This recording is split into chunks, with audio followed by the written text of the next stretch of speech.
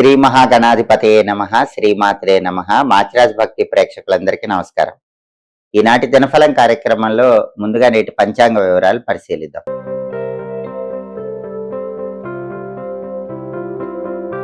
April 23 గురువారం దినఫలాన్ని పరిశీలిస్తే సప్తమి తిథి రాత్రి 8:54 వరకు ఉంది. ఆ తర్వాత అష్టమి తిథి వచ్చింది.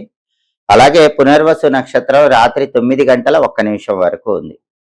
గురువారం పునర్వసు నక్షత్రంతో కలిసి వస్తే సిద్ధి యోగం ఉంటుంది. ఈ సిద్ధి యోగం కార్యసిద్ధిని కలిగింపజేస్తుంది.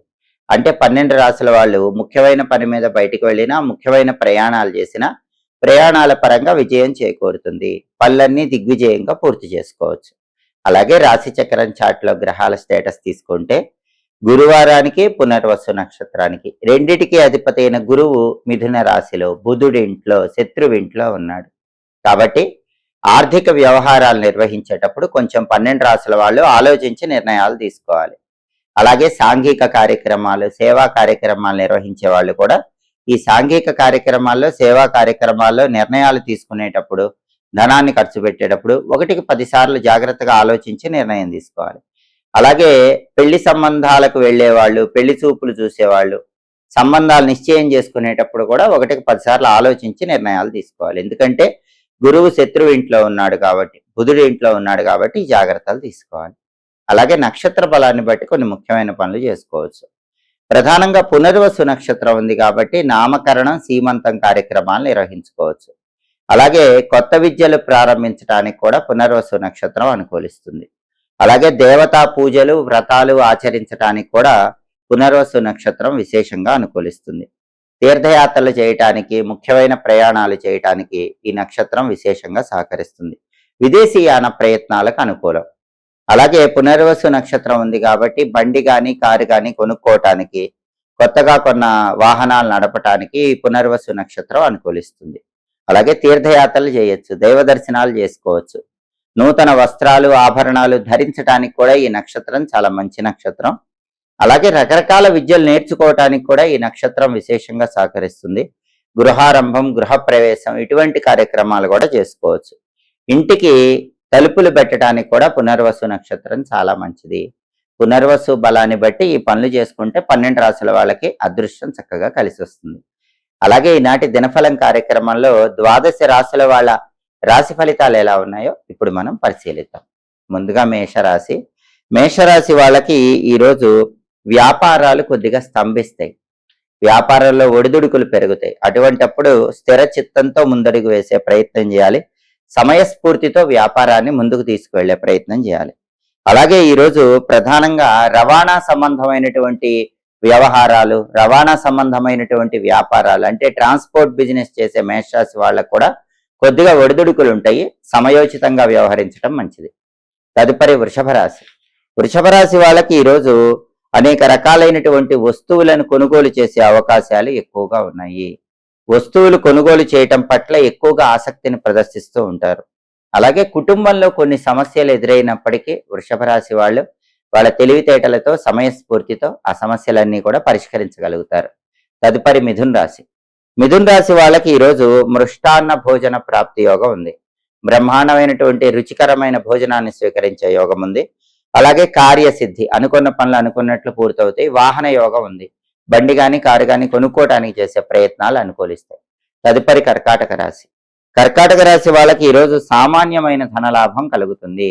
అద్భుతమైన ధనలాభం లేకపోయినా ఎంతో కొంత ధనపరంగా మంచి ప్రయోజనాలు పొందగలుగుతారు. తలపెట్టిన ప్రతి పనిలో కూడా విజయం చేకూరుతుంది. అంటే వ్యవహారాలన్నింటిలో కూడా చక్కటి విజయ ప్రాప్తిని అందిపుచ్చుకోవటానికి కర్కాటక రాశి వాళ్ళకి ఈరోజు అవకాశాలు చాలా ఎక్కువగా ఉన్నాయి. తదుపరి సింహరాశి. సింహరాశి వాళ్ళకి ఈరోజు ప్రతి పనిలో ఉత్సాహం ఉంటుంది. అనుకున్న పనులు అనుకున్నట్లు దిగ్విజయంగా పూర్తి చేయగలుగుతారు. అలాగే ఉద్యోగ పరంగా కూడా మంచి పురోభివృద్ధి ఏర్పడుతుంది. విలాసవంతమైనటువంటి జీవితాన్ని గడపటానికి సింహరాశి వాళ్ళకి ఈరోజు అవకాశాలు చాలా ఎక్కువగా ఉన్నాయి. తదుపరి కన్యారాశి. కన్యారాశి వాళ్ళకి ఈరోజు బంధుమిత్రుల సమాగమము ఏర్పడుతుంది. అంటే బంధువులతో, మిత్రులతో కలిసి ఉల్లాసంగా, ఉత్సాహంగా కాలాన్ని గడుపుతూ ఉంటారు. ధనలాభం కూడా చేకూరుతుంది. రకరకాల మార్గాల్లో ధనాన్ని సంపాదించడానికి చేసే ప్రయత్నాలు కన్యారాశి వాళ్ళకి చక్కగా అనుకూలిస్తాయి. తదుపరి తులారాశి. తులారాశి వాళ్ళకి ఈరోజు కార్యసిద్ధి ఏర్పడుతుంది. ప్రతి పనిలో సుఖము శాంతి లభిస్తాయి. అలాగే ధనలాభం కలిగే సూచనలు కూడా ఉన్నాయి. ఆదాయ మార్గాలు కూడా పెరుగుతాయి. ప్రతి పనిలో కూడా సంతోషము ఆనందము కలిగేటటువంటి అవకాశాలు తులారాశి వాళ్ళకి ఎక్కువగా ఉన్నాయి. తదుపరి వృశ్చిక రాశి. వృశ్చిక రాశి వాళ్ళకి ఈరోజు వాహన యోగం ఉంది. బండి కానీ కారు కానీ కొనుక్కోవడానికి చేసే ప్రయత్నాలు చక్కగా అనుకూలిస్తాయి. అలాగే బంధువులను మిత్రులను కలుసుకుంటారు. ఆనందంగా కాలాన్ని గడుపుతూ ఉంటారు. తదుపరి ధనుసు రాశి. ధనుసు రాశి వాళ్ళకి ఈరోజు సామాన్యమైన ధనలాభం కనిపిస్తోంది. అద్భుతమైన ధనలాభం లేకపోయినా ఎంతో కొంత ధనపరంగా ప్రయోజనాలు పొందగలుగుతారు. అలాగే తలపెట్టిన ప్రతి వ్యవహారంలో కూడా విజయాన్ని అందిపుచ్చుకోవడానికి ధనుసు రాశి వాళ్ళకి అవకాశాలు ఎక్కువగా ఉన్నాయి. తదుపరి మకర రాశి. మకర రాశి వాళ్ళకి ఈరోజు ఆరోగ్య భంగం ఏర్పడే సూచనలు ఉన్నాయి. కాబట్టి ఆరోగ్యం పట్ల మకర రాశి వాళ్ళు ప్రత్యేకమైన జాగ్రత్తలు తీసుకోవాలి. అలాగే ఉద్యోగంలో కూడా పనిచేసే చోట ఎదుటి వాళ్లతో విరోధాలు కలిగే సూచనలు ఉన్నాయి. కాబట్టి అటువంటి విరోధాలు గొడవలు రాకుండా జాగ్రత్తగా వ్యవహరించడం మంచిది. అశాంతి పెరుగుతుంది. మానసిక అశాంతిని తగ్గింపజేసుకునే ప్రయత్నం చేయటం ఈరోజు మకర రాశి వాళ్ళకి చాలా అవసరం. తదుపరి కుంభరాశి. కుంభరాశి వాళ్ళకి ఈరోజు విశేష వస్తులాభం కనిపిస్తోంది. రకరకాలైనటువంటి వస్తువులను, గృహానికి అవసరమైన వస్తువులను కొనుగోలు చేస్తూ ఉంటారు. అలాగే ఆరోగ్యం బాగుంటుంది. అనారోగ్యాలు తొలగిపోతాయి.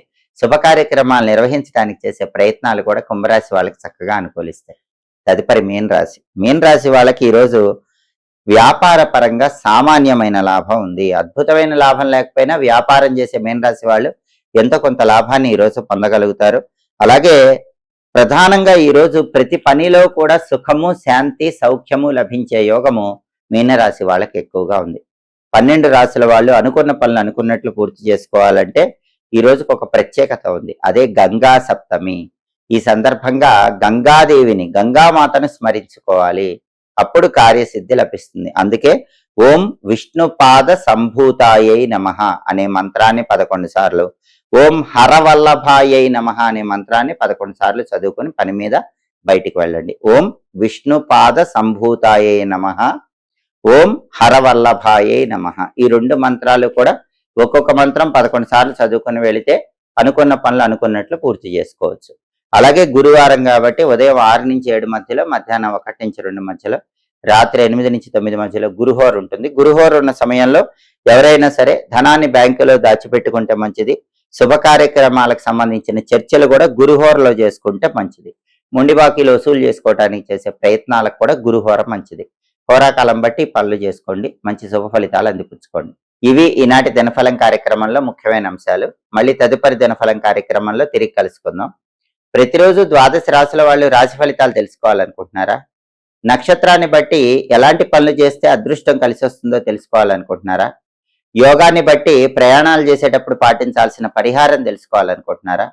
అలాగే 12 రాశుల వారు ఏ మంత్రం పఠించి బయటికి వెళితే అదృష్టం కలిసి వస్తుందో తెలుసుకోవాలనుకుంటున్నారా? 12 రాశుల వాళ్ళు సంపూర్ణంగా దినఫలితం తెలుసుకోవాలంటే మా మాచిరాజ్ భక్తి ఛానల్ తప్పకుండా చూడండి. మా వీడియోస్ మీకు నచ్చినట్లయితే మా ఛానల్ లైక్ చేయండి, కామెంట్ చేయండి. మా ఛానల్ వీడియోస్ 10 మంది మిత్రులకు షేర్ చేయండి. మా ఛానల్ సబ్స్క్రైబ్ చేసుకోండి. పక్కనున్న బెల్ సింబల్ నొక్కడం మాత్రం మర్చిపోకండి. సర్వే జనాః సుఖినో భవంతు. స్వస్తి.